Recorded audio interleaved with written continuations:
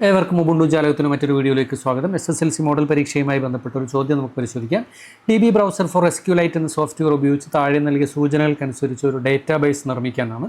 ആ database ഹോമിനുള്ളിൽ exam 10 product എന്ന ഫോൾഡറിലേക്കാണ് save ചെയ്യേണ്ടത്.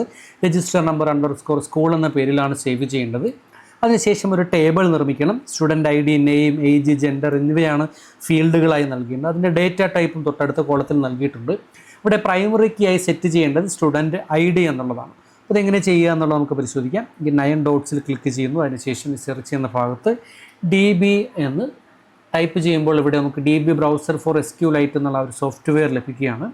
ഇനി പുതുതായി ഒരു ഡേറ്റാബേസ് നിർമ്മിക്കുന്നതിന് ഇവിടെ ന്യൂ ഡേറ്റാബേസ് എന്നതിൽ ക്ലിക്ക് ചെയ്യുന്നു. അതിനുശേഷം ഹോമിനുള്ളിലുള്ള exam 10 പ്രോഡക്ട്സ് എന്നുള്ളത് ഡബിൾ ക്ലിക്ക് ചെയ്ത് ഓപ്പൺ ചെയ്യുകയാണ്.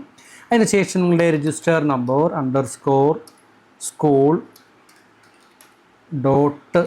.db എന്ന ഒരു എക്സ്റ്റൻഷൻ കൂടെ നൽകി സേവ് ചെയ്യുന്നതോടുകൂടി ഉള്ള ഒരു ഡേറ്റാബേസ് അവിടെ സേവ് ആയിട്ടുണ്ട്.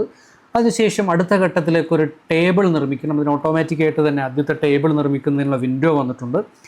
ഈ ടേബിളിൻ്റെ പേര് നമ്മൾ കൊടുക്കുന്നത് സ്റ്റുഡൻസ് എന്നാണ്. അതിനുശേഷം നമുക്കിവിടെ ഫീൽഡുകൾ ആഡ് ചെയ്യണം. അതിന് ആഡ് എന്ന ഭാഗത്ത് ക്ലിക്ക് ചെയ്യുന്നു. ആദ്യത്തെ ഫീൽഡ് സ്റ്റുഡൻറ്റ് ID എന്നുള്ളതാണ്. സ്റ്റുഡൻറ്റ് _ID എന്ന് ടൈപ്പ് ചെയ്യുന്നു. ഡേറ്റ ടൈപ്പ് ടെക്സ്റ്റായി നമ്മൾ സെലക്ട് ചെയ്യുകയാണ്. അതിനുശേഷം ഇവിടെ പ്രൈമറിക്ക് സെറ്റ് ചെയ്യുന്നതിലൂടെ ടിക്ക് നൽകിയാൽ മതി. അടുത്ത ഫീൽഡ് ആഡ് ചെയ്യുന്നതിന് വീണ്ടും ആഡ് എന്നതിൽ ക്ലിക്ക് ചെയ്യുന്നു. നെയിം എന്നുള്ളതാണ് അവിടെ വരുന്ന ഫീൽഡിൻ്റെ പേര്. അത് ടെക്സ്റ്റ് ആയിട്ടാണ് സെറ്റ് ചെയ്യേണ്ടത്. വീണ്ടും അടുത്ത ഫീൽഡ് ആഡ് ചെയ്യുന്നു. ഇവിടെ ഏജ് എന്നുള്ളതാണ്.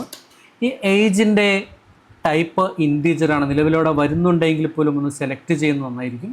അതിനുശേഷം വീണ്ടും അടുത്ത ഫീൽഡ് ആഡ് ചെയ്യുന്നതിനായി ആഡ് എന്നതിൽ ക്ലിക്ക് ചെയ്യുന്നു. ഇവിടെ ജെൻഡർ എന്നുള്ളതാണ് കൊടുക്കുന്നത്.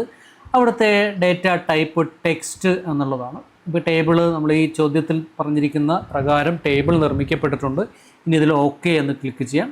അതിനുശേഷം ഇത് ക്ലോസ് ചെയ്യുന്നതിന് മുമ്പ് റൈറ്റ് ചേഞ്ചസ് എന്നതിൽ കൂടെ ഒന്ന് ക്ലിക്ക് ചെയ്തതിന് ശേഷം ഈ ഒരു ഡേറ്റാബേസ് നമുക്ക് ക്ലോസ് ചെയ്യാം. ഇതോടുകൂടി ഒരു പ്രവർത്തനം അവസാനിക്കുകയാണ്. ഇതുവരെ വീഡിയോ കണ്ട ഇവർക്കും നന്ദി, നമസ്കാരം.